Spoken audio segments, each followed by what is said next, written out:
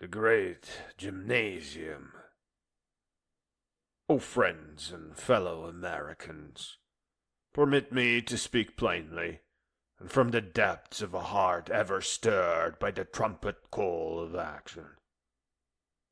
Too many of our strong-limbed countrymen, too many stout-hearted women of this republic, do penance in those suffocating vaults of brick and mortar called gymnasiums, wherein the air hangs hot in the summer, and no less in winter, where perspiration falls not from noble exertion, but from confinement, congestion, and ill breath's warmth. Let me state it as plainly as a colonel must. Such places rob the soul of spirit, and dehydrate the body as cruelly as the deserts of Mesopotamia. The body is a sacred trust. To abuse it with waterless toil and steel machines that do not fight back, this is not strength, but folly. It rejoice, for nature, in her boundless generosity, has set before us a better way, a path both ancient and ever new, wherein exercise is not punishment but glory, and air is crisp and pure as constitution's promise.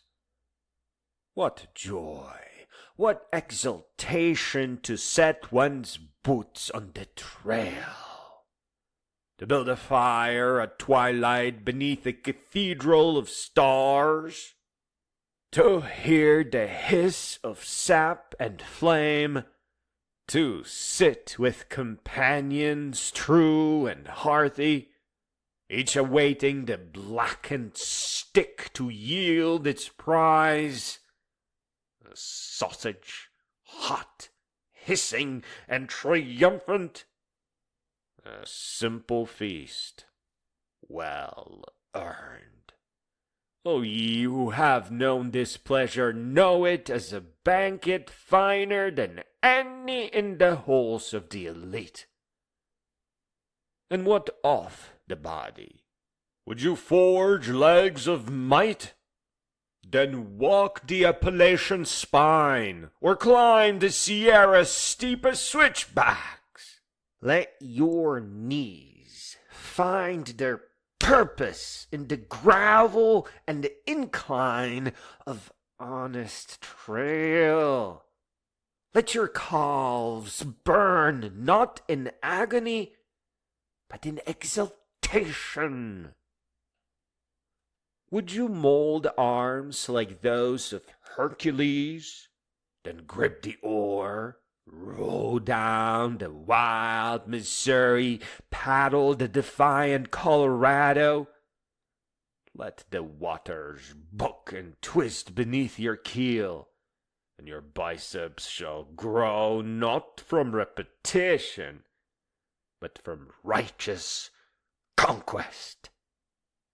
Would you hew a midsection as solid as Roman armor, and cast yourself into the cool embrace of Lake Superior or Michigan, and swim its expanse with strokes like a Spartan? Let the waters strengthen the sinews of your trunk, and harden you into that which no beast nor hardship may bend. Behold the open country, the mountain, the lake, the trail. These are the apparatus of our true fitness, the original gymnasium of our species. Here, one does not exercise for vanity's sake, but for joy, for resilience, for fellowship with the earth itself. Here the blood moves with vigor, the lungs expand with the wind of the plains. The spirit grows stout with the knowledge that one is sufficient unto oneself, armed only with a pack, a purpose, and providence. Consider our forebears, the men and women who crossed the Oregon Trail, who walked with the purpose across the vast interior of our republic. They had no dumbbells, nor steam-heated saunas. Their sweat ran freely beneath a prairie sun, and their hearts beat with unrelenting cadence. The California Trail carved calves from marble and lungs from leather. The Mormon Trail strengthened the hands that pushed and the backs that bore. Nature did not punish them. She refined them. She burned away the excess and left behind lean muscle, iron will, and enduring health. Women of the frontier bore children with the strength of Amazons, and men stood like trees, rooted, rugged, and ready. This is the heritage you squander when you lift a machine's weight in an airless tomb. To wake in a tent at dawn, the air sharp as eagle's cry, to stand beneath the vault of heaven where stars shine not dimly but with clarity and purpose, to feel the moon not as an ornament but as a companion, to draw breath that nourishes not just the body, but the soul. Who among you, having smelled pine and campfire smoke, having heard the owl and the rustle of unseen beasts, can return to the fluorescent light and clanging iron with any gladness? Who, having stood atop a ridgeline at dusk, can pretend that any treadmill shall ever equal that view? Who? Let us cease this trend of indoor mortification.